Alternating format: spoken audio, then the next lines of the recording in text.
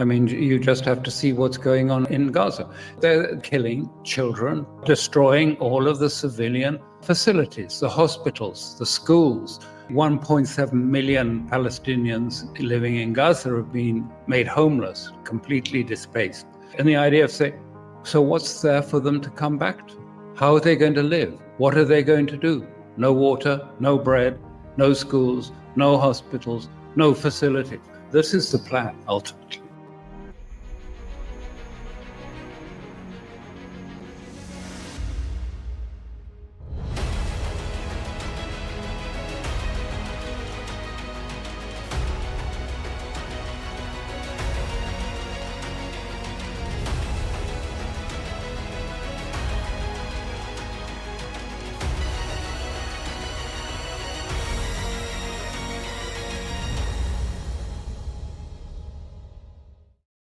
Hi, everyone. Judge Andrew Napolitano here for Judging Freedom. Today is Thursday, February 29th, 2024.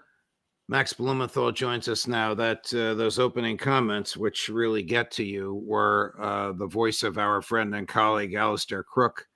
For those of you that haven't heard that before, that is posted on the website, Judge Nap and Judging Freedom. Max's voice is on there.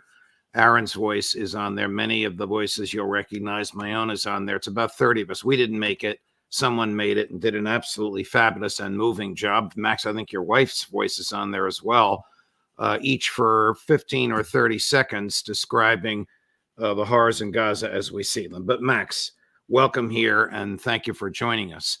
I want to get to the breaking news.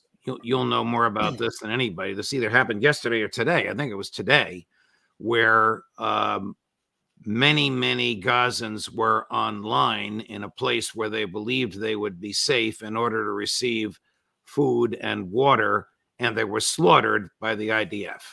Take it from there, please. Yeah, this is one of the most gruesome massacres among a countless number of massacres. There have been so many that I've lost count, but over 100 have been killed so far. And these were men who were waiting at a spot in northern Gaza where they had hoped that they would be able to receive bags of flour. They had been using animal feed to keep their families alive for the past 2 months in an area that is completely besieged by the Israeli military, where they've all been ordered to leave permanently, where their homes have been mostly destroyed. And they knew that they faced danger and death. But if you're a father, you're going to go out and try to quell the hunger pains of your children, no matter what.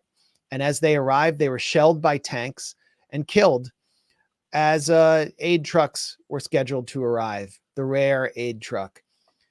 Israel is in damage control mode. It's now claiming that they died from a stampede and were shot by looters or criminal bands. And the fact is, criminal bands are taking advantage of the situation because Israel continuously kills the police forces in Gaza that have been attempting to secure these aid trucks because they say, well, those are Hamas operatives, and the U.S. is allowing them to do it. State Department spokesman Matthew Miller this week declared that Israel has the right to hold Hamas accountable in killing those police officers, which clears the way for this kind of chaos we're seeing, along with Israel effectively blocking aid to northern Gaza. Less aid has gone into Gaza in this past week and in this past month than at any point since October 7th. And that's also on the United States, which is not putting any pressure on Israel. In fact, as we speak right now, our correspondent at the Gray Zone, Jeremy Lafredo, is with a group of Israeli settlers who have been blockading aid going from Israeli and Egyptian territory into Gaza with the full support of the Israeli military, which allows them to even erect moon bounces for their children to play while they're preventing aid trucks from going in. And today, those settlers are now holding a march declaring their intention to build settlements in northern Gaza once it's ethnically cleansed of all of those men and all of those families who are being killed just fighting for a bag of flour. In fact, someone I know, a colleague of ours who we've interviewed at the Gray Zone, a journalist named Motassim Dahlul, has been among those groups of men seeking flour at these aid sites, which are consistently bombed by Israel. And while he was out getting a bag of flour yesterday, Israel bombed his street and killed his pregnant wife and killed his young daughter and wounded his son. So that's what they're going through. That's your U.S. tax dollars at work, creating a humanitarian catastrophe and murdering those who are seeking nothing more than a bag of flour. Here's a comment from a person who was there when this happened. It's in Arabic, but there is an English translation. Cut number 1, Chris. We have come here to get our hands on some aid. I've been waiting here since noon yesterday. At about 4:30 in the early morning, trucks started to trickle in. The Israelis just opened random fire on us, as if it was a trap. Once we approached the aid trucks, the Israeli tanks and warplanes started firing on us. If this continues like this, we do not want any aid delivered at all. Every convoy coming means another massacre. Every convoy coming means another massacre. These war crimes are profound, Max, but are the convoys now being used as a trap in order to draw civilians so that they can be murdered, like shooting fish in a barrel?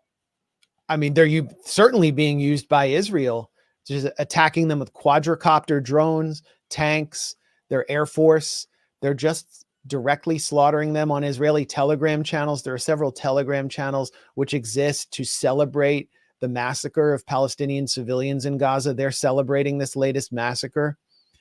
Thomas Friedman, not exactly a pro-Palestinian militant, has said that Israel's intention is to reduce the number of Palestinians in the Gaza Strip in order to more easily control them in his latest column. It kind of sounds like genocide to me. And while all of this is happening, USAID Director Samantha Power, who lambasted the Clinton administration and specifically officials like Susan Rice for refusing to quit and sitting on the sidelines as genocide occurred in Rwanda, is taking photos of her, having photos taken of herself in UN warehouses in Jordan, complaining that the aid is not getting in to the Gaza Strip. In other words, it's as though the U.S. has nothing to do with this, and Samantha Power is completely washing her hands of this, while the State Department is circumventing Congress in order to provide Israel with the licenses to buy those tank shells that it's using to slaughter people when they go to get a bag of flour and to attack the aid trucks themselves. So the U.S. is fully responsible for this catastrophe. U.S. officials have privately complained to Axios that Gaza is turning into Mogadishu because the aid situation is so bad. Well, whose fault is that?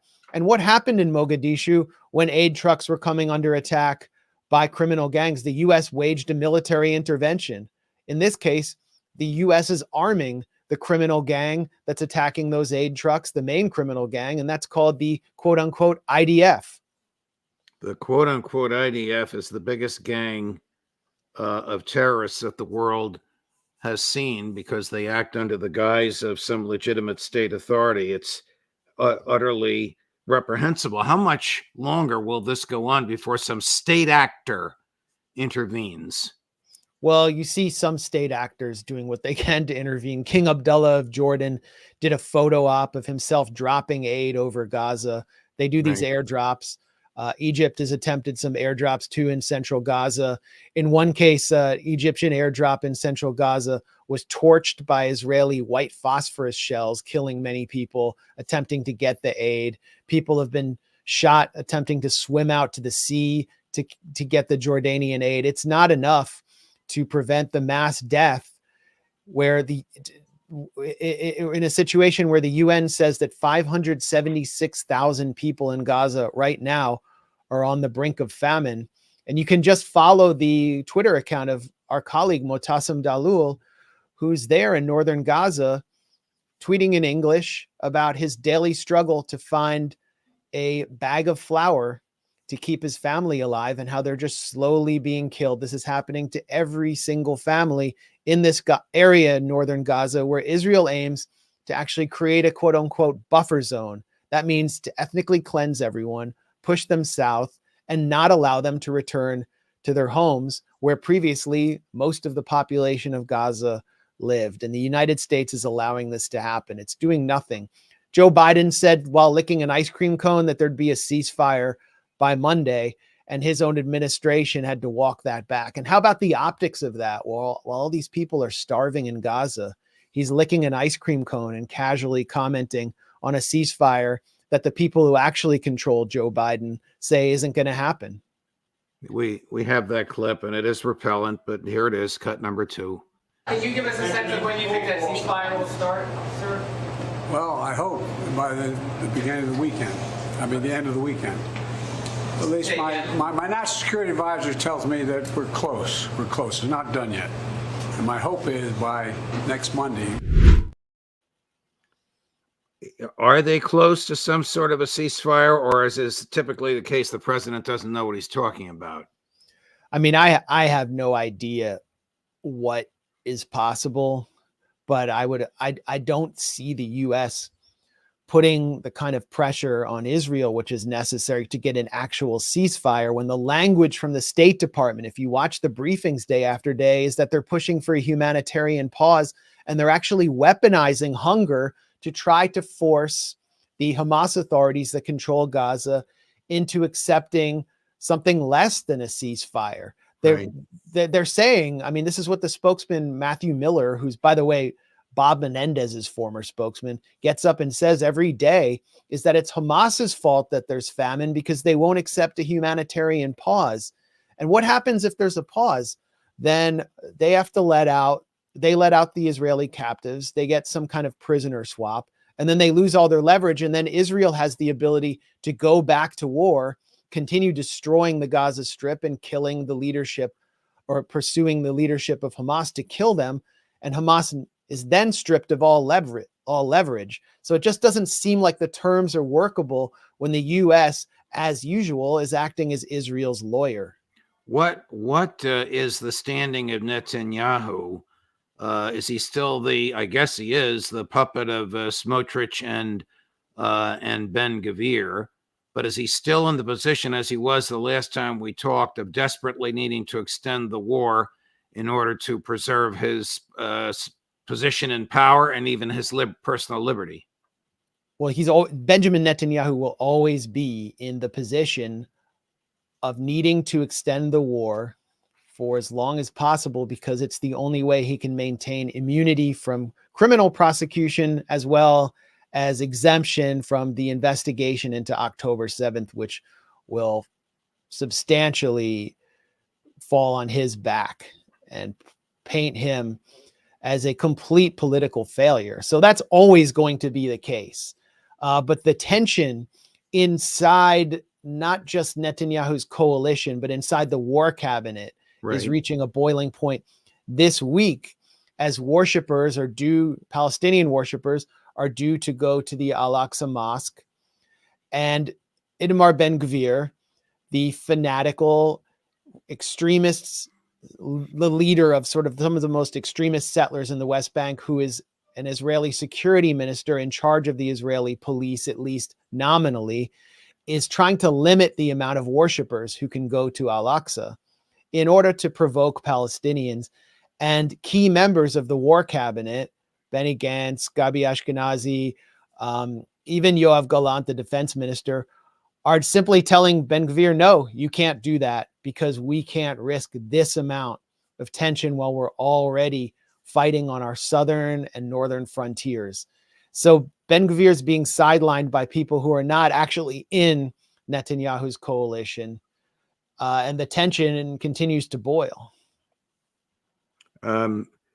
Not to raise your blood pressure, but here's former Secretary of State and Director of the CIA, Mike Pompeo, responding to the diplomacy by ice cream cone, but he's responding by saying there should be no ceasefire. Cut number 3. I don't know what President Biden is thinking. I don't know why he would sell out Israel in this way. Israel needs to complete this task. It's not only in Israel's best interest, it's in the Gulf Arab states' best interest, it's in America's best interest as well. Bill, these Hamas guys, they are literally an extended arm of the very Iranians we were speaking about earlier. That's the task at hand, and the president should not be halting them or hindering them. He should be encouraging them to finish this task quickly. What a repellent dope to make a statement like it's in America's best interest to slaughter Palestinians. Look at what happened in the Democratic primary in Michigan, Joe Biden. How could this possibly be in America's best interest to slaughter Palestinians?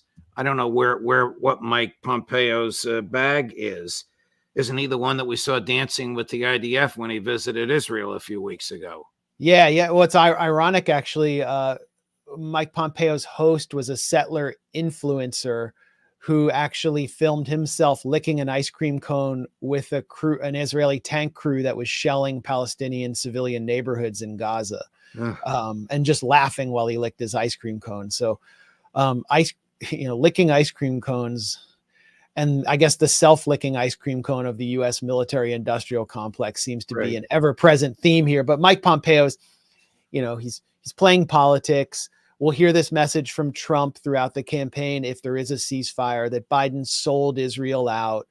They're always going to take they're always going to try to outflank Biden, however much he gives Israel. They're always going to try to say that he could have given Israel more. Mike Pompeo is also an ideologically committed Christian Zionist who has said that Israel is fighting the forces of Satan in Islam. But what is the reality? The reality is that it's unclear if Israel can actually go into Rafah and achieve anything other than a massive bloodbath like the kind we haven't seen anymore. Their army, as we've seen, is incredibly unprofessional. They have some of the best military gadgets in human history. They know how to use drones. They know how to fire missiles into multifamily apartment blocks and kill lots of people. But the soldiers on the ground who are reservists are completely unprofessional. They're basically a terrorist militia that enjoys taking selfies with women's underwear in the homes they've looted, playing with children's toys, just blowing things up. They're not going to be able to actually hunt down Hamas leadership, liberate hostages. They're completely concocting the numbers of Hamas operatives that they kill out of whole cloth. They have no idea what they're dealing with. There are still, according to U.S. intelligence, some 5,000 Hamas fighters still in northern Gaza, where Israel claims an operational hold. You can follow the Telegram channels of the Al-Qassam brigades and the Soraya al-Quds brigades of Palestinian Islamic Jihad and see them in combat with Israeli forces in the north every day. So the idea that Mike Pompeo upholds, that Israel can somehow finish the job, is a delusional fantasy wrapped in a gigantic crime, which is why we're even hearing members of the Biden administration warn about Israel going into Rafah. They're just not doing anything meaningful or concrete to prevent them from doing so. I want to switch gears just slightly. Does the New York Times still claim that on October 7th, there were rapes and sexual violence committed by Hamas fighters on Israeli females? Well, I predicted when I started to debunk and dismantle the now notorious New York Times investigation into sexual abuse by Hamas on October 7th, the piece called Screams Without Words, which should be more aptly titled Screams Without Evidence, that the lead author, Jeffrey Gettleman, and his team would have to publicly respond to my debunking. And that's happening now in various ways. New York Times leadership has now come out through a spokesman, and said that they believe that sexual assault took place on October 7th.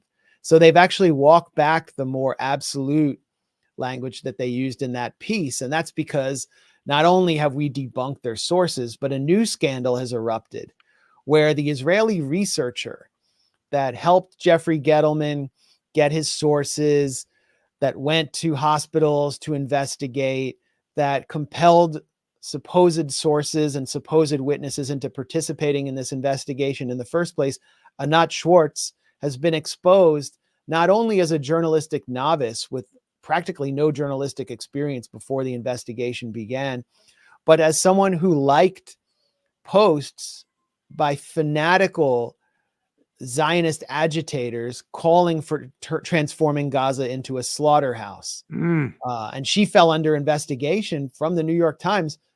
Finally, there's an investigation into this piece, but it's sort of over a sideshow. And the paper is not cutting ties with her. But one of the most explosive aspects of this latest leg in the scandal around this story is that Anat Schwartz, the researcher, gave an interview in Hebrew to an Israeli newspaper called Ynet, the biggest newspaper in Israel, on how she got one source to participate. And it's a source who, is not credible. And the source said, well, she came to me and said that if you participate, you will help Israel's Hasbara, meaning Israel's propaganda efforts. So the New York Times was actually going to sources and saying, come, give us your evidence or your testimony, because you will help us. You will help Israel justify its assault on the Gaza Strip through this investigation. That is just unbelievable journalistic malpractice on the part of the New York Times. And they are not investigating themselves for that, nor are they investigating the fact that witness after witness provided demonstrably false testimony. But as I said from the beginning, they would have to answer for this, and they're doing that. This is old media today. Those stories are out there, and they're embedded in people's brains. We had a clip of the woman that runs Code Pink, Medea, I'm sorry, approaching U.S. senators in the hallway of the Senate, and two of them, both Republicans, commented, well, when they attacked and they raped people. And she said, it's not true. And of course, they just walked past her. I don't know if they just threw that at her or if they actually believe it, but that's the way propaganda works. You know this better than almost anybody. Were you surprised that 100,000 Democrats in the state of Michigan voted none of the above or uncommitted when the other Democrat running for the Democratic nomination is the sitting incumbent president of the United States who won Michigan last time around? In the city of Dearborn outside Detroit, Joe Biden went from 83, 85% of the vote in 2020 to 4% of the vote in 2024 in the Democratic primary, with almost the entire city voting uncommitted. To vote uncommitted in Michigan means you're protesting explicitly. You're stating your opposition to Joe Biden's involvement and support for Israel's genocide in Gaza. It's a campaign that was organized by local Arab and Muslim activists in a state that has the highest population of Arab Americans and Palestinian Americans. But I personally know people who are non-Palestinian in Michigan who previously voted for Joe Biden. My wife's family is from Michigan, who voted uncommitted this time, or who simply stayed home because they couldn't bear to vote for Joe Biden. So this is enormously significant. It's not just going to be limited to Michigan. And what people are saying is they feel totally powerless and voiceless within a deeply undemocratic Democratic Party that is officially pro-genocide. Who does Biden listen to?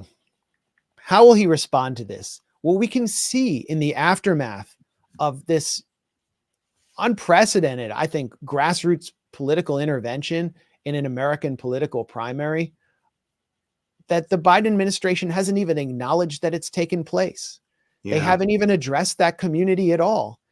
They have nothing that they can say to them. They're ignoring them, and they're essentially writing off Michigan in the general election. Who is Biden really listening to?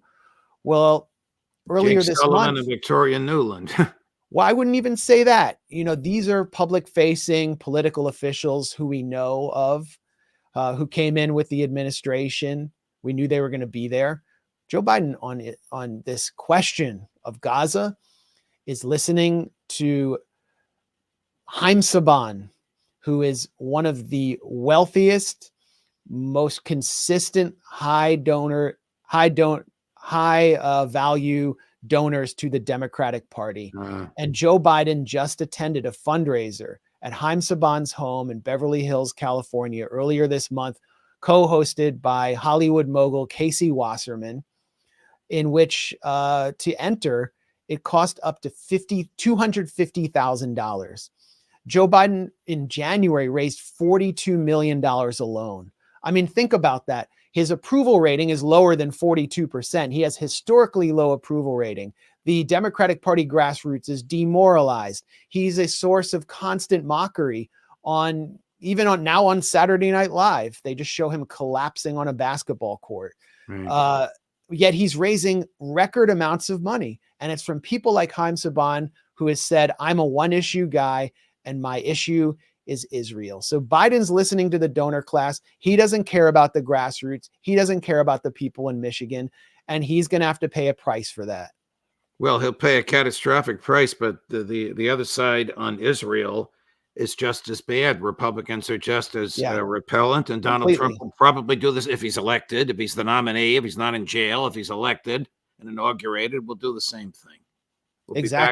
We'll be back here in a year from now, in February of 25, having the same conversation, but it'll be about Trump. Were you surprised at the outpouring of grief over the suicide of Aaron Bushnell at the Israeli embassy in Washington, D.C.? Well, it's not just an outpouring of grief. It's a sense of identification with Aaron Bushnell. And I talked just now about the feeling of voicelessness and powerlessness of so many in this country, which led 100,000 people to vote uncommitted in Michigan alone. And that's how people feel watching a genocide being live streamed. Aaron Bushnell said in his last Facebook post that you ask yourself what you would do during the days of chattel slavery, or the Trail of Tears, or the Holocaust, the Jewish genocide in Europe during World War II. Well, you're doing it now, referring to the Gaza genocide. Right. And so many people feel compelled to do something to try to stop this, but they have nowhere to turn in this country. And they feel metaphorically like they're engulfed in flames as they watch people have their homes burned down, to be physically exterminated and even immolated in the Gaza Strip while they're seeking out a bag of flour. It's that feeling among people, especially young people, that's unprecedented now, because they're able to watch a genocide being live streamed that Aaron Bushnell channeled, live streaming his own suicide. I personally can't sanction any act like that. If I were president, I would have tried to have stopped him. But this was how he felt, and he demonstrated that he was willing to sacrifice his life to make that point. Now, it's significant also because he was not just a political activist, and he was not in Palestine. The Palestinian diaspora and people in the Gaza Strip are also identifying on a very intimate level with Aaron Bushnell, an American who is an active duty member of the U.S. Air Force. That is unprecedented. Palestinians actually have many American heroes who they uphold as some of their highest martyrs.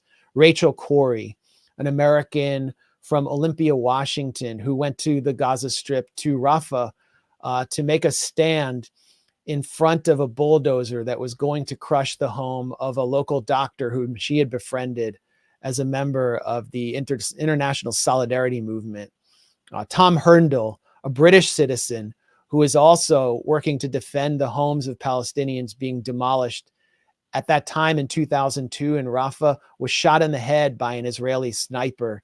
He is a hero of Palestinians. Vittorio Arrigoni, who revived the International Solidarity Movement, actually taking a boat filled with aid, breaking the Israeli siege of Gaza to Gaza, then staying in Gaza to try to organize further aid shipments, who was murdered under very mysterious circumstances in 2011. He's remembered on murals across occupied Palestine. And now you have someone from outside Palestine who has never been there, who gave his own life in protest of the genocide of Palestinians, Aaron Bushnell, who came from the ranks of the U.S. military. This is unprecedented. It's enormously significant, and it speaks to the gravity and seriousness of the U.S. role and the role that the U.S. military is playing in this genocide. And I think it's something that should frighten people in leadership positions in the U.S. military. Do you have any knowledge of what happened at the scene? I mean, did they try and save him, or did they approach him with guns drawn? I mean, this is something that took security by surprise. There were DC Metro police who attempted to save him, and then there were Secret Service police officers who drew a Secret Service police officer who drew a gun on him as he was burning alive. Kind of another symbolic image that resonated with a lot of people who've had negative experiences with the police. And, I've had very negative experiences with the Secret Service police specifically. But, I wanted to address something because you pointed to a document that I tweeted in your interview with Scott Ritter, which is a great interview, very powerful comments. The military document. Yeah, this was a military document that was leaked to The Intercept, and it shows that some Air Force service members were deployed to Tel Aviv. The Intercept speculated that they were involved in targeting. The Air Force denied that. We've also seen a photograph tweeted by the White House in October that showed Joe Biden embracing members of the Delta Force Special Forces, U.S. Army Special Forces in Israel, and declaring that they were part of the U.S. response to, quote, Hamas terrorism. And then the White House promptly deleted that post because those Delta Force team members were there secretly. So my point in tweeting that document was to simply show that on an institutional level, the Air Force and the U.S. military as a whole was implicated in this genocide, that it was involved at some level. I never said that Aaron Bushnell had been personally deployed to Israel or that he had orders to go and that he was protesting his personal orders. What he was doing, which was obvious, and what I was saying, which should have been obvious, was that the U.S. military is not a bystander. And I've seen a lot of especially conservative accounts on Twitter mock Aaron Bushnell as some kind of crazy person for protesting and committing suicide over some other country's war. That's not the case. This is an American war that involves the American military with Israel essentially as a proxy terror militia. Well, and so I don't know if anyone misinterpreted my tweet, but one of the co-authors of that Intercept article, Matthew Petty, is behaving in a very petty manner and misinterpreting what I intended to say, as though I intended to say that Aaron Bushnell was personally being deployed. I never said that. Should have been obvious. So I just wanted to clear that up. Well, I may have been one of those misinterpreters, and I apologize for it, and very much appreciate your correction. You have established a big picture, which is grave indeed, that American troops are there, that nobody knows about it, that Congress didn't authorize it, that the president didn't announce it, that the White House wants to deny it.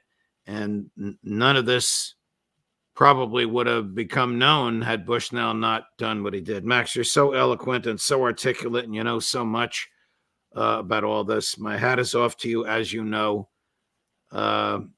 And I'm deeply and profoundly grateful, as are the many, many thousands watching us, for your time today. All the best, my friend.